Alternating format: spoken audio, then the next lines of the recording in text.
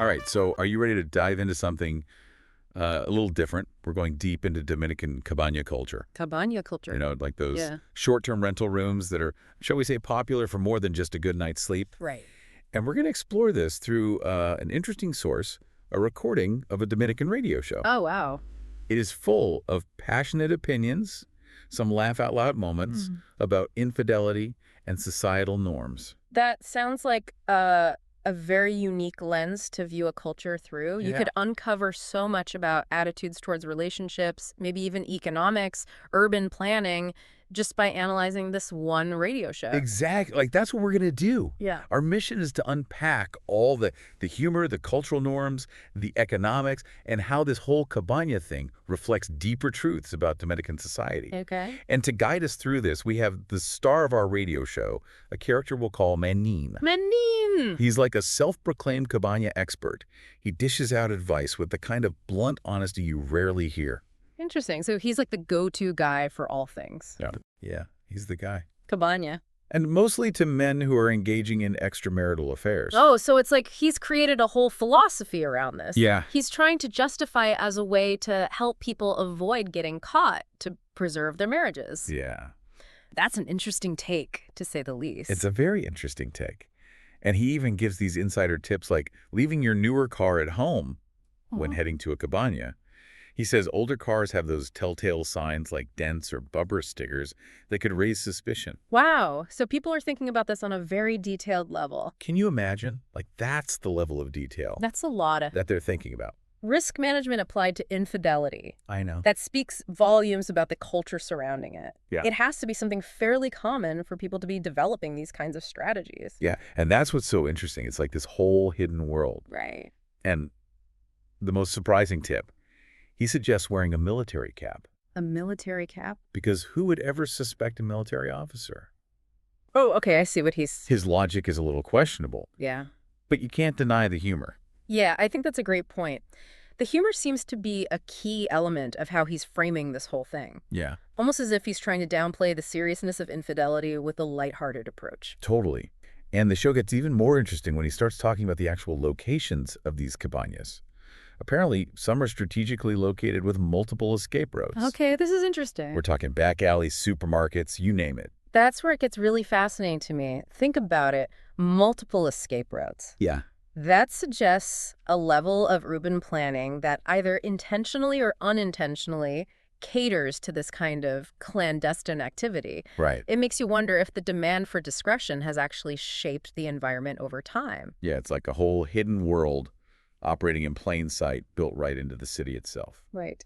And speaking of hidden worlds, let's talk about the economic side of this. Yeah. Manin actually reveals that there's a whole bustling microeconomy around cabanas. Really? Yeah, for instance, he mentions that breakfast menus are way more extensive than dinner options. That's a detail I wouldn't have expected. Yeah. What do you think that tells us about peak cabana hours? Well, he even jokes about the 6 a.m. rush. So it seems like peak cabana hours are not what you'd typically expect. 6 a.m. rush. Yeah. To understand that we need to consider Dominican work culture and social expectations. Right. Like, what if this morning rush allows people to maintain a facade of normalcy? Yeah. They can return to their regular routine, whether it's work or family life, seemingly undisturbed. Right. It's like a carefully choreographed dance, a way of weaving these clandestine encounters into daily life without raising suspicion. Interesting. And Manin seems to be the one teaching everyone the steps. But let's delve a little deeper into Manin's overall philosophy on infidelity. Okay. He constantly emphasizes that everyone makes mistakes, focusing more on the practicalities of avoiding detection, Right. rather than the emotional or ethical consequences. So he's avoiding any kind of moral judgment. But this is just one perspective. Later in the show, we'll hear from female callers who have very different views on Manin's advice. Yeah. They definitely don't shy away from the emotional and ethical aspects of infidelity. And that's what makes this deep dive so compelling. Yeah. We're getting a full spectrum of perspectives. Right. But before we get to the call-in portion, there's one more fascinating detail Manin drops about the cabana economy that we have to discuss. Oh, are you referring to that statistic about peak cabana hours? The one that ties in so closely with Dominican daily life? You're on the right track. It's something that really surprised me when I first heard it, Okay. and I think you, our listener, might be surprised too. All right, let's dive into that in the next part. It's a perfect example of how seemingly simple details can reveal so much about a culture's values and behaviors. Exactly. So before the break, we were teasing that statistic from the radio show. You know, the one that really paints a picture of how cabanas are woven into the fabric of daily life? Okay, you ready for this? Lay it on me. Manin reveals that 6 a.m. is the peak time for cabanas. 6 a.m. I know, right? Who knew infidelity had rush hour? It's pretty shocking when you first hear it.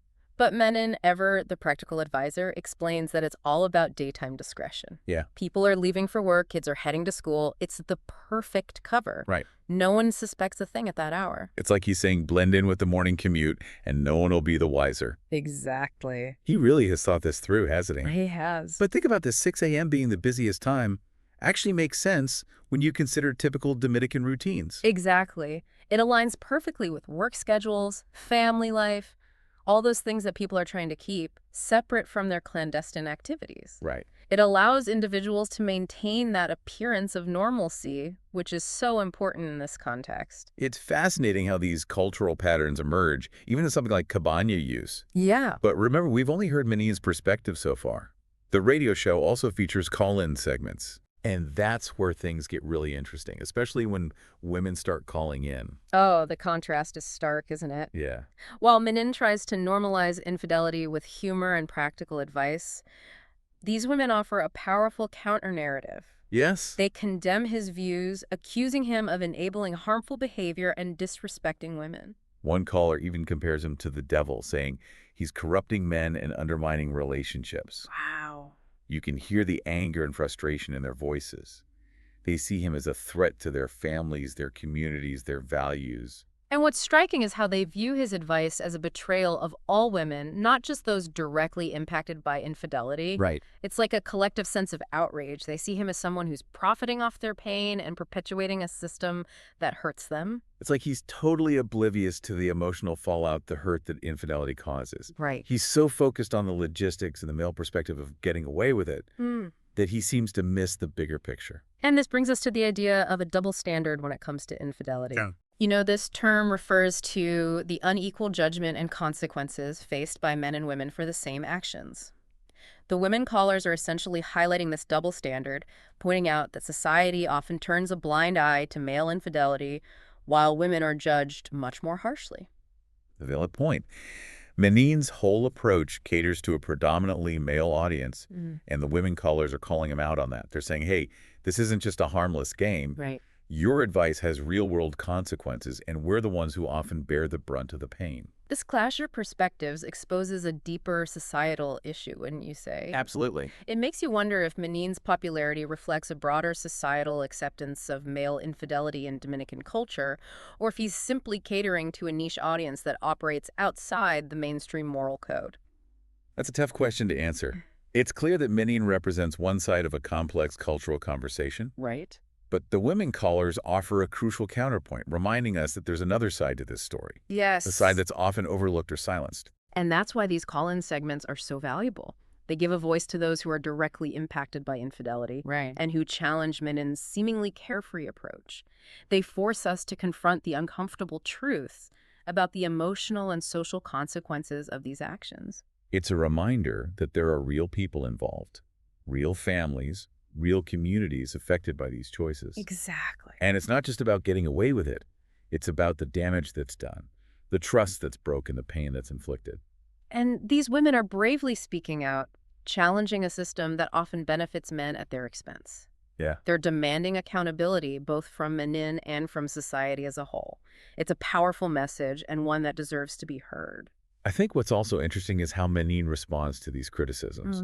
He seems genuinely surprised and even a little defensive at times. Really? It's like he hasn't fully considered the broader impact of his advice or the pain that it might cause. It's almost as if he's trapped in his own bubble. A bubble where infidelity is normalized and the consequences are downplayed.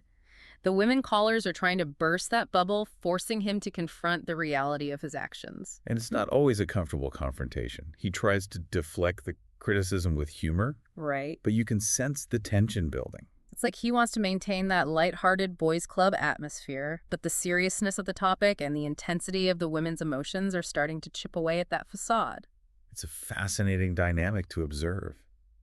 It speaks to the power of these call-in segments to challenge the status quo and to bring marginalized voices to the forefront. It's a reminder that even the most seemingly harmless advice can have unintended consequences, Right. and that it's essential to consider the full spectrum of perspectives before offering guidance on such sensitive topics. It also highlights the importance of listening to and amplifying the voices of those who are often silenced or marginalized. Yes. Because their experiences matter, their stories deserve to be told, and their perspectives can enrich our understanding of complex social issues.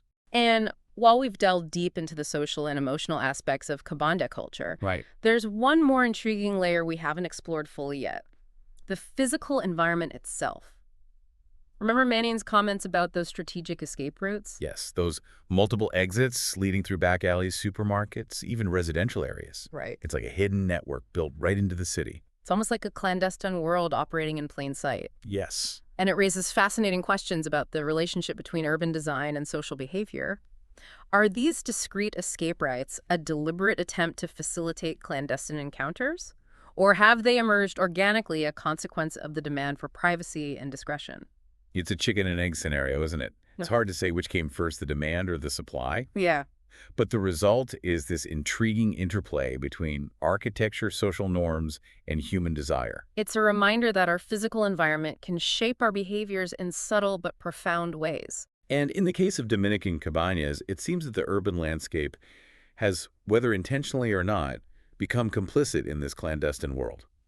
You know, it's amazing how we started with this whole idea of cabanas, like these simple rental rooms. Yeah. And we ended up going into like all these social dynamics, economic factors, even urban planning.